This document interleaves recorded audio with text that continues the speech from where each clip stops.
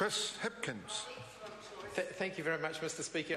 Mr Speaker, I rise in support of the bill, and I want to commend Trevor Mallard and the Hutt City Council for bringing it forward. When we had discussions midway through last year about this piece of legislation, I also discussed the matter with the Upper Hutt City Council to see whether, in fact, a bill that had wider application for both Upper Hutt and Lower Hutt would be useful. The issues are actually slightly different. In Upper Hutt, the bigger problem we have is not so much about graffiti not being removed, but it's about the nature of the graffiti.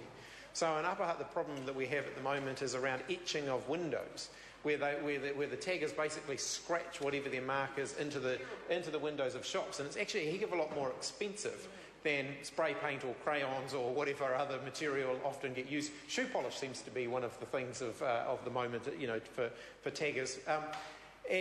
But the scratching into the windows is a heck of a lot more expensive, and it's not something that the council can remove. It's something that the landlord does actually need to remove. And no matter what happens, it's expensive, because there are certain products that can remove the scratching once without having to replace the glass panes, but that can only happen a certain number of times before the whole glass pane has to be removed. Now, shop front windows are not cheap, and we're talking about people who go from one end of the main street to the other, doing over a whole heap of windows, and it starts to get pretty bloomin' expensive. So that's the bigger issue that we face at the moment. But I think when I have looked into this, the causal issue is the same, no matter what the method of graffitiing is.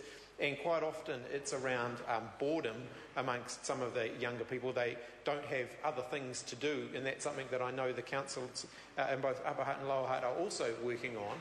But it's also, there is an element of dysfunction in the family lives of some of the young people who do this.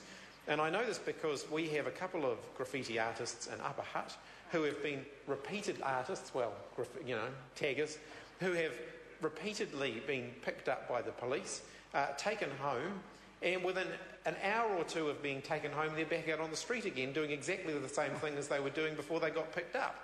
And I'm not sure that there's any legislation that this House could pass that's going to remedy that problem.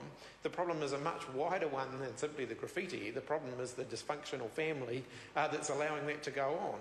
And these are not young, these aren't even kids in their late teens or anything. Some of them are actually very young.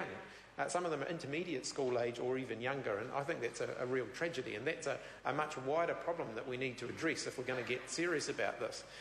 The bill that Trevor Mallard has brought forward, however, is a very useful one. There are a number of buildings over time that get effectively abandoned, and there can be commercial reasons why they get abandoned as well. Sometimes we have a building, it's not really a building, but a property in my electorate, where a large multinational company, and I won't name them, is signed into a long-term lease for it. The owner of the property does not live in New Zealand, but because the people who have signed into are still paying the lease, the landlord doesn't actually care what happens to the property. And so the property is regularly being done over by taggers with spray paint or with whatever. And tracking down the landlord to get the landlord to remedy the problem can be difficult because the landlord doesn't actually care. The landlord's still getting their rent. They're still getting the money in, so they're not interested in doing anything to this. Now, the council have actually been pretty... No, this is just one example. This is a specific example I'm talking about. I'm not talking about this in general, but it's an illustration of where this will be useful. So in this specific example, the landlord who doesn't even live in New Zealand, doesn't care, the council get onto them and say, we want you to remove the graffiti. Now and then it will happen, but not all of the time. This bill here will give the council the power to... Well, actually, it won't, because this only applies to Lower Hutt, but if it was an Upper Hutt where the building was that I'm talking about, it would allow the council to go in and remove it. You could shift the building. You could have the building. I tell you, nobody wants it. But then, of course, that raises a wider concern, which is, councils under this legislation, or the Hutt City Council will need to bear the cost of that. And I think that we do need to consider whether there should be some cost recovery mechanism for that, because I'm not sure that local ratepayers should be having to pay for the landlords not doing their bit. And of course, I guess that begs the wider question of what liability the people who do the damage in the first place should face, and that's also one of those issues that needs to be addressed. It's a good piece of legislation.